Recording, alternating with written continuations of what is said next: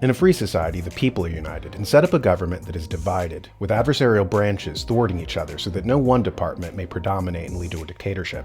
In a despotism, by contrast, the government is united and the people are divided, with the state pitting them against each other.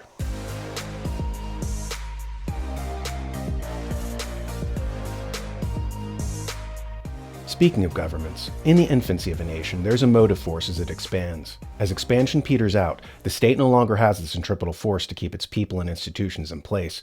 As it slows, they slip over each other and slam into oblivion. Think of it like the frame of reference in a train car, where inertia makes everything seem like it's static. Then you look out the window and realize that you're actually traveling at a massive rate of speed. Inside, however, everything seems stationary because you're moving at a constant rate of speed. This illusion is broken, however, when the train finally slams on the brakes, and suddenly everything flies into chaos. Countries are just like that. As they expand outward, there's a certain stability inside the nation. Think of how in the 18th century we expanded outward with the Louisiana Purchase. It more than doubled the size of the United States. Then in the 19th century under President Polk, we had an almost as sizable expansion in the western part of the United States. By the 20th century, however, territorial growth started to stall. We plateaued as we acquired Arizona, New Mexico, Hawaii, and Alaska. By the 21st century, we're at a saturation point. What happens when the train stops? It's kind of like what happens when a shark stops.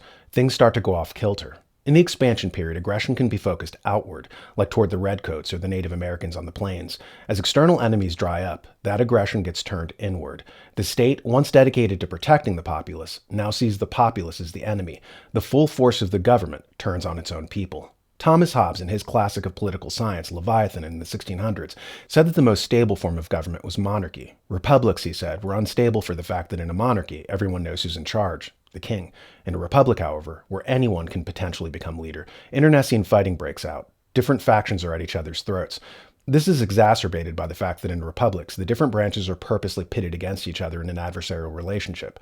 The only time a republic is at peace, Hobbes says, is when it has an external enemy. Hence why a nation like the United States has almost been constantly at war since its inception. Without that external enemy, we tend to turn on each other. A fact, as I alluded to earlier, made worse by a governing structure that now rules by pitting the people against each other. Intelligence agencies love using racism and claims of white supremacy to set people at each other's throats. As I said, in a free society, the people are united and the government is purposely divided, while in a despotism, the government is united and the people are purposely divided. The New American Magazine is guided by our support of the U.S. Constitution and the principles upon which that document is based.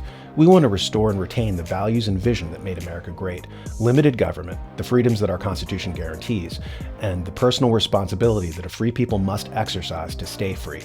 To learn more, subscribe to our magazine. Visit thenewamerican.com.